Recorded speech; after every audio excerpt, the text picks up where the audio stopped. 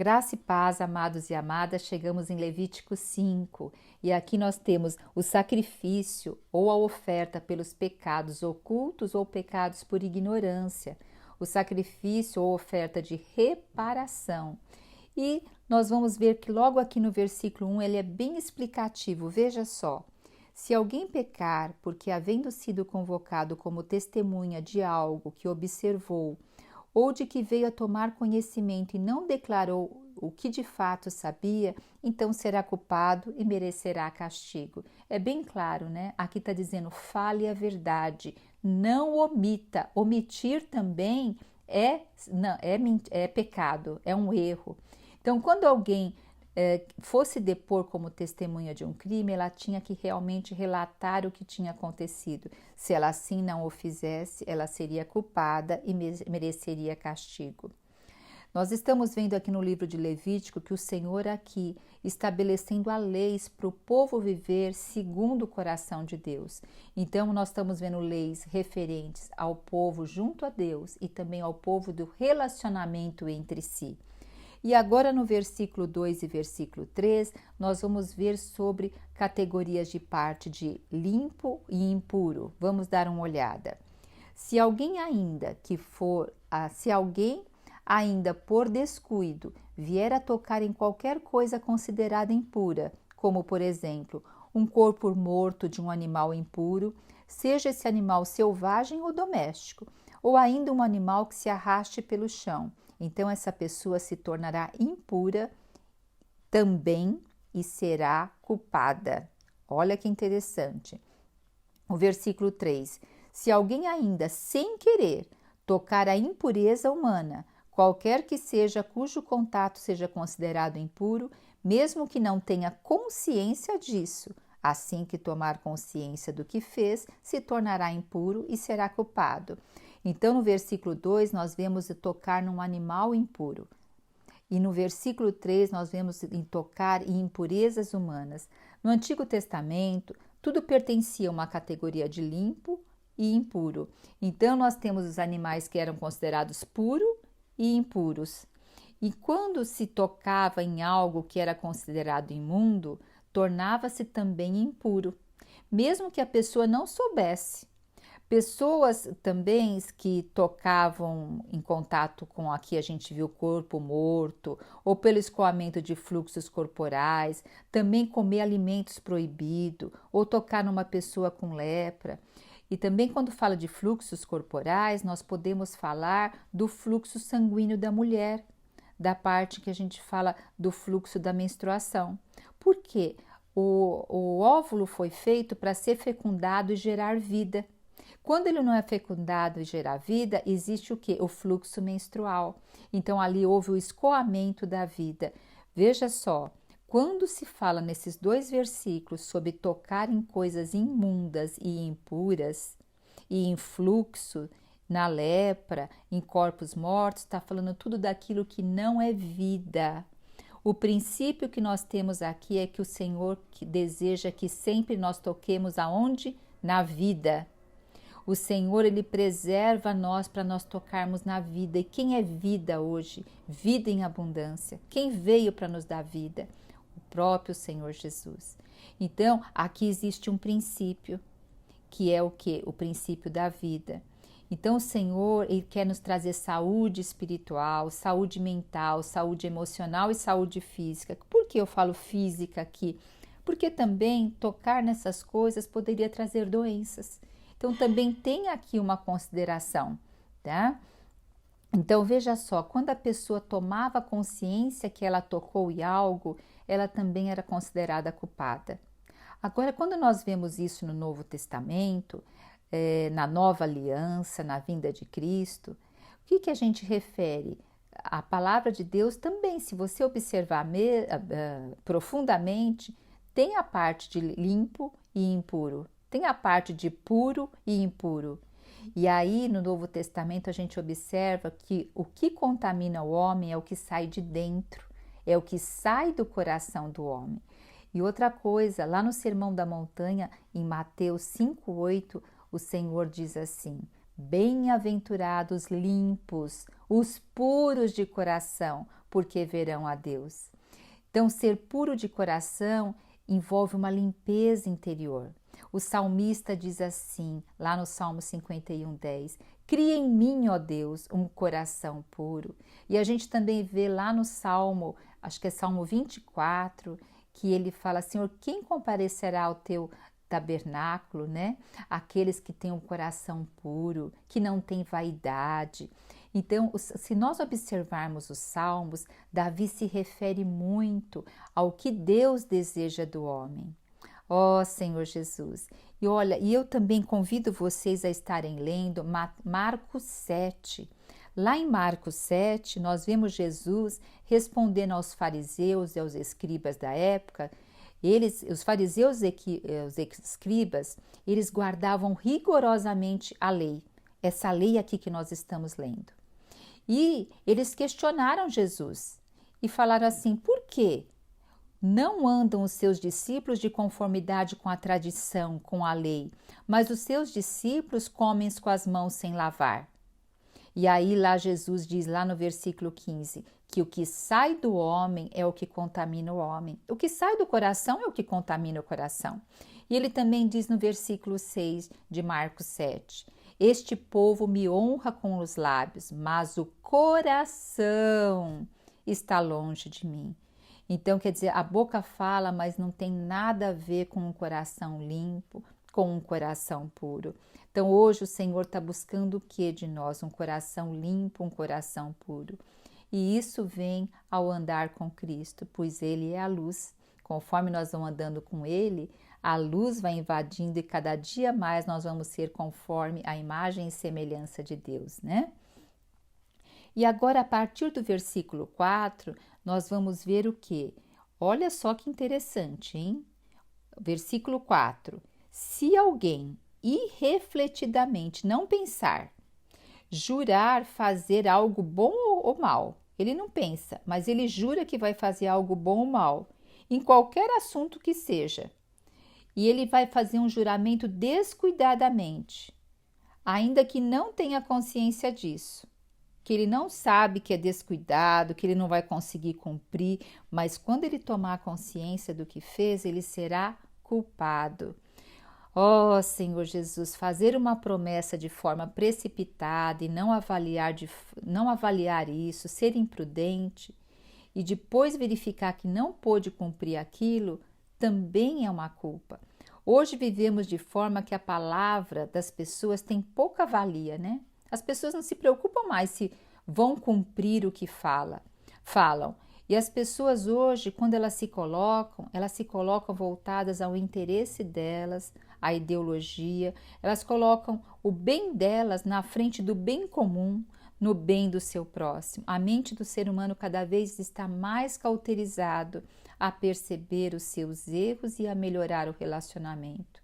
Então, nós vemos aqui esse livro nos mostrando que questão de responsabilidade para termos relacionamentos saudáveis, né? E é interessante que fala aqui no versículo 5 o seguinte: portanto, quando alguém for culpado de qualquer uma dessas faltas, deverá fazer o quê? Confessar o seu pecado. Olha, hoje nós estamos vivendo um momento que as pessoas nem têm sensibilidade do que fazem errado. Quanto mais confessar, quanto mais ir lá se desculpar. Aqui nós temos, vocês vão ver, que além de confessar os pecados, ele tinha o quê? Que levar uma oferta de sacrifício pela culpa que cometeu. Então, ele tinha que levar um animal para ser sacrificado, era ovelha ou uma cabra. Para que aqueles que tinham recursos, levava uma ovelha ou uma cabra, né? E quem não tivesse recursos, ele não ia ficar ileso de não levar a oferta pela sua culpa, pela sua omissão, por não saber que tinha errado, ele não ia ficar ileso. Também o pobre e aquele bem pobre iria levar. Então, eles poderiam levar também 2 rolinhas ou 2 pombinhos. E o versículo 11 nos orienta assim, nos fala o seguinte: se ainda a pessoa não tiver como ofertar as pombinhas nem a rolinha, então trará uma porção de flor de farinha, que é a melhor farinha, né? Veja, todos teriam que fazer a oferta pela culpa, pelo pecado de ignorância, pelo um pecado oculto. Então, o Senhor aqui está levando as pessoas a ter uma consciência ativa para não se cauterizar a consciência. Veja só, antigamente, constituir uma família era algo extremamente honroso. A mulher se preservar para a noite de núpcias era algo extremamente honroso. Hoje, isso é ao contrário. A moça que está se preservando para o casamento, muitas vezes ela é até... as amigas, a sociedade até criticam. Então veja como os valores, a consciência se alterou. E aqui o Senhor faz tudo isso para preservar princípios de consciência, princípio da ordem divina, né?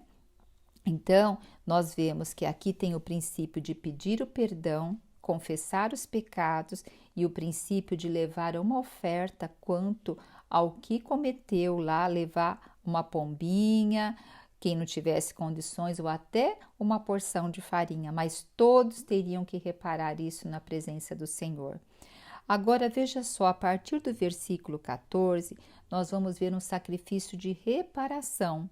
Só que é um sacrifício de reparação, de ignorância nas coisas concernentes a Deus, que também é considerado pecado. E nós vamos depois ver no capítulo 6 também as coisas de reparação concernente a pecados, o que? De uma pessoa para com a outra. Então aqui nós temos no versículo 15, quando alguém cometer uma falta pecando sem intenção em relação a qualquer oferta que deixou de consagrar o Senhor, deverá trazer à presença do Senhor um carneiro do rebanho sem defeito, e esse carneiro ele vai ser avaliado com base no valor da prata, do peso padrão do santuário, o valor da prata, que é o peso padrão, né? Como oferta para tirar o peso da culpa. E além disso, o culpado precisará entregar ao sacerdote a oferta sagrada que deixou de pagar. Então, vamos supor, ele ia dar um valor, é um pecado, é um erro sem intenção, né? Quanto às coisas do Senhor. Exemplo, uma oferta que deixou de dar a quantidade correta. Se comprometeu a ofertar um percentual ao Senhor e depois percebeu que esse valor que ofertou estava a menor do que o valor que tinha antes se comprometido. Então, essa pessoa, ela ia fazer o quê? Ela precisaria entregar ao sacerdote a oferta sagrada que deixou de pagar e teria que acrescentar mais 1/5 do valor como restituição. Então, não era só pagar o que faltou, e sim mais 1/5. Lembrando que os sacerdotes, a tribo de Levi, as viúvas, os órfãos, viviam todas essas ofertas que vinham até o tabernáculo. Aqui nós estamos lendo, eles ainda estão no deserto, mas isso é uma constituição de uma nação que vai perdurar depois dessa constituição, tá? Então, se alguém pecar fazendo o que é proibido em qualquer dos mandamentos do Senhor, ainda que não tenha plena consciência disso, será culpado e incorrerá nas devidas penas a sua iniquidade. Então, para tirar a culpa, ele deverá entregar um carneiro, como nós vimos, né? Com o valor, e o sacerdote oferecerá esse animal como sacrifício. Esse é um sacrifício de reparação. E essa pessoa é, sem dúvida, responsável pelo seu erro, pelo seu pecado diante do Senhor. Então, as coisas sagradas ao Senhor são as primícias. Lembra as primícias da terra, os dízimos, os votos de oferta e o que mais pertence ao Senhor. Então, havia de trazer um carneiro para o sacrifício e devolver o que retirou das coisas sagradas e ainda acrescentar 1/5 do valor. Aqui não tem simplesmente o arrependimento, a confissão de pecados, tem a oferta de arrependimento e também a reparação, acrescentando 1/5 de reparação.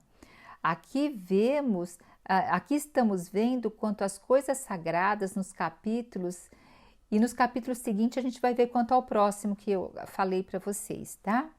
E lendo essa passagem, o Senhor me fez lembrar de um fato quando eu era criança, eu devia ter em média de 7 a 9 anos, não me lembro com exatidão. Eu morava em frente a uma igreja católica muito grande. E aí eu podia ouvir os hinos que eles cantavam. E no domingo havia reunião de manhã e à tarde. E ali havia o que? Eles faziam a Santa Ceia. Então fazia aquela fila dos fiéis para tomar a hóstia.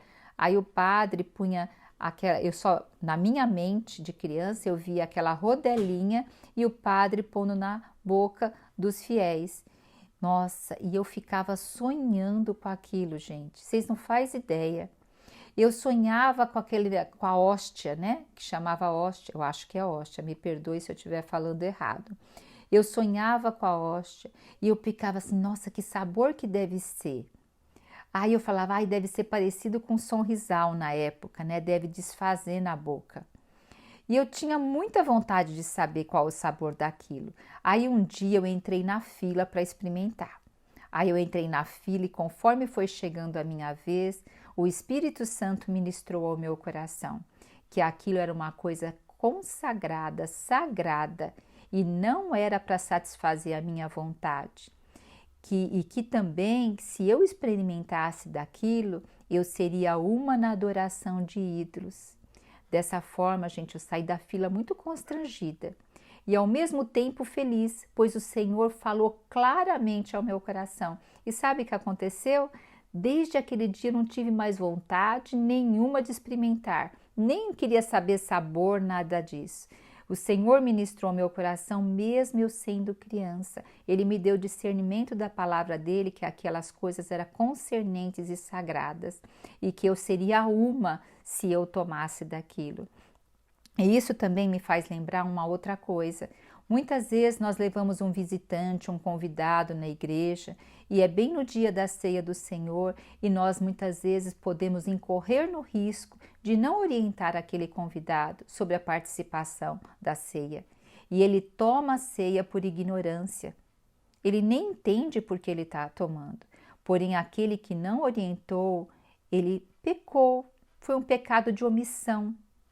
Foi um pecado que ele não quis se posicionar quanto ao outro e ele pecou contra as coisas consagradas ao Senhor. Ó Senhor Jesus, que o Senhor possa cada dia nos iluminar para a gente dar as primícias, consagrar ao Senhor também, eu vejo também, sabe o que? O nosso tempo. Porque o tempo é um valor, é uma moeda. Então consagrar ao Senhor todo dia o nosso tempo e ter comunhão com o Senhor também é isso, e cuidar das pessoas também é isso, dar a primícia do nosso cuidado ao Senhor cuidando das pessoas. O livro de Levítico nos leva a refletir, né, em nossa conduta diária e a valorizar a obra redentora do Senhor e nos alinhar à forma de nos relacionar e andar na luz. Que coisa maravilhosa, né? Sabemos que quem foi o único perfeito e bom e sem culpa e se ofereceu pelo nosso pecado e culpa foi Jesus Cristo.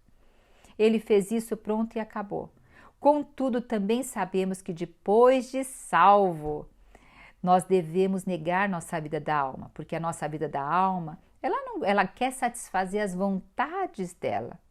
Mas hoje o Senhor nos chama a cada dia a viver pelos interesses dele, trazer o reino dele aqui na terra, pois dessa forma nós já fomos transferidos de esfera, não é verdade? Nós saímos das trevas para o reino do Filho do seu amor, mas todo dia nós temos que fazer uma escolha de permanecer no reino do Filho do seu amor, que possamos todo dia fazer essa escolha logo ao abrir os nossos olhos, invocar o nome do Senhor e declarar que queremos viver aquele dia na presença dele e ficar sondando a nossa consciência para estar na presença de Deus. Jesus Cristo é o nosso Senhor.